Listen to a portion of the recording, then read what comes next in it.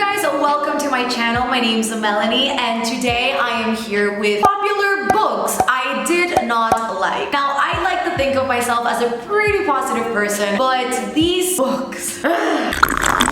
These books were ones that I was so excited to read and love. I didn't love it. And so, all in a positive note, I have to say, at least they gave me the opportunity to make this video a reality. Starting in hot, I have 13 Reasons Why by Jay Asher. 13 Reasons Why follows Clay Jensen. He finds out that his classmate and crush, Hannah Baker, has committed suicide and she has left behind 13 tapes with 13 reasons why she committed suicide. There are other people's names and situations with negative connotations that basically led to Hannah's suicide. Now, my deal with this book is that bullying and suicide are both very sensitive subjects. Suicide in this book is painted almost as a revenge on these people. That's my main issue with this book, is the fact of you bullied me and now I'm going to punish you and teach you a lesson by doing this act. On top of that, just the way that the story is written, I was almost wishing for different results and different scenarios throughout the book that would have made the story entirely different. This next book might come as a surprise, and I'm talking about Allegiant and just the Divergent trilogy overall. This trilogy got a lot of hype back in the day. It was being said to be the new Hunger Games. For me, the Hunger Games really introduced me to dystopian, and so that's why I went into this book. Now, the Divergent series follows Beatrice Pryor, who lives in this dystopian Chicago. Everything is separated into factions, and people are sectioned off into these areas depending on the value by an aptitude test, I guess you could say. And it follows this journey against like the government and, you know, same old, same old. Chris as a main character is not somebody that I want to follow. She is incredibly rash and irrational, and I think she's very self-centered. I think she very much just thinks of herself, and there are several moments throughout the book where we're proven that point. And then also just how everything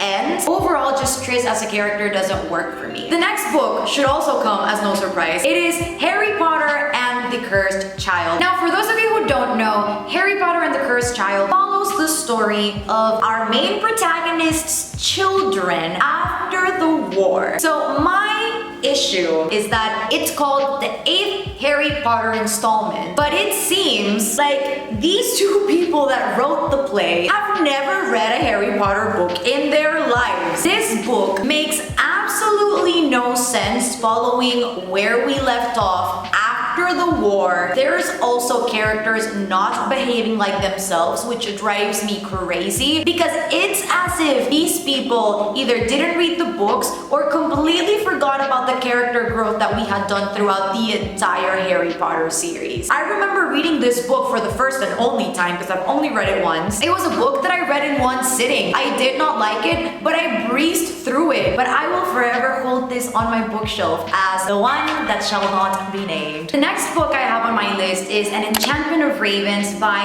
Margaret Rogerson. This is not a book that I have physically. I read this as an ebook. I bought it. I was incredibly excited for this book because it was heavily compared to ACOTAR. And very much like Divergent was being compared to the Hunger Games, I had these very high expectations because everything that I was hearing at the time was incredibly positive. This book is also about fairies and fairy courts, and the story follows the main character, the protagonist, who is an artist. She's a painter and she works very, very closely to the Fae. And one day the Autumn Prince comes to her for her to do his portrait. She paints something in his eyes that is not meant to be painted on any royals or Fae's eyes. And that's where the story goes. They embark on this journey together where the Autumn Prince needs to bring her back to his court and hold her for trial. Right about chapter 3 or 4, I already knew the book was not something that I would enjoy, but I kept reading reading and reading in the hopes that the book would get better. This book is fairly short. It's like 300 pages long. And when you're trying to establish a fantasy world and you're trying to world build, 300 pages really is nothing for that. This book was very fast-paced and it ended up missing